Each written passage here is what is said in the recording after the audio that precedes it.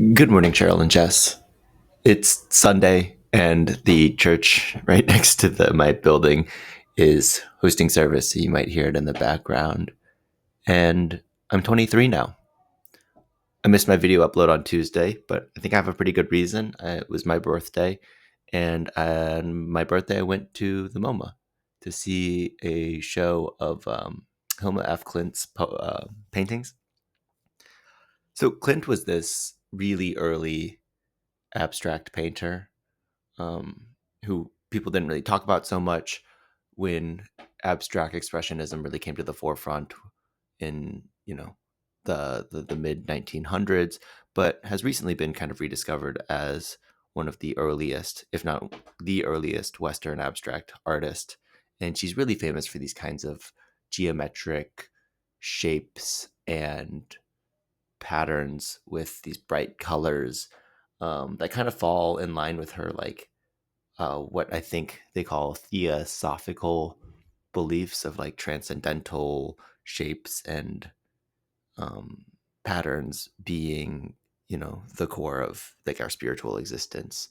And I can't say that I know so much about that side of, you know, philosophy, but the reason I was really wanted to see this show at the MoMA is because they were showing some of Clint's later works, which involved these like really intricate and detailed scientific illustrations of flowers and plants, and they were kind of documenting how even though Clint has become famous, after her death for all of her abstract works, she also did some really really compelling, highly detailed, highly realistic paintings, and that at least to Clint, these were not distinct practices. You'll see little diagrams of shapes and patterns and colors in the margins right next to a really highly rendered pine cone, and you realize, oh, okay, this distinction between abstraction and realism might post-date, Hilma af Klint. And I really liked the show. I thought it was wonderful. It reminded me of the time in my life when I thought maybe I should try to be a scientific illustrator. Um, some of my earlier watercolors, which maybe I'll include a video here if I can remember. Some of my earlier watercolors were these attempts at doing these kinds of similar diagrammistic illustrations, and I'm not good at it. Definitely not this good at it. But I don't know. Nowadays with like AI scientific illustrations. I don't know if you guys have seen it, but there's that like ridiculous mouse diagram that became really famous and controversial. It seems like the role of scientific illustration is on shakier ground, but the place that Clint's artworks, which are scientific illustrations, but also I don't know, deeper meditations on how we can represent spiritual elements in our lives.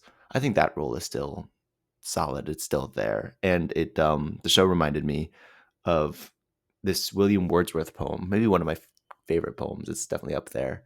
Lines written in early spring. So I thought I'd share that today. Lines written in early spring by William Wordsworth. I heard 1,000 blended notes while in a grove I sat reclined, in that sweet mood when pleasant thoughts bring sad thoughts to the mind. To her fair works did nature link the human soul that through me ran, and much it grieved my heart to think what man has made of man.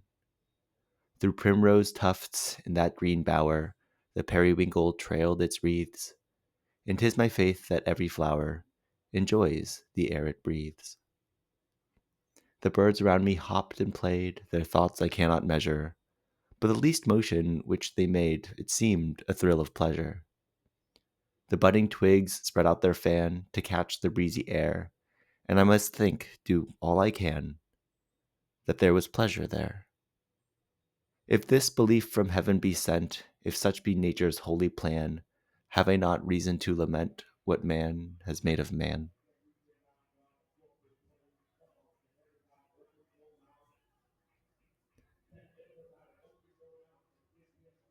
Cheryl, Jess, I'll see you at the family Zoom.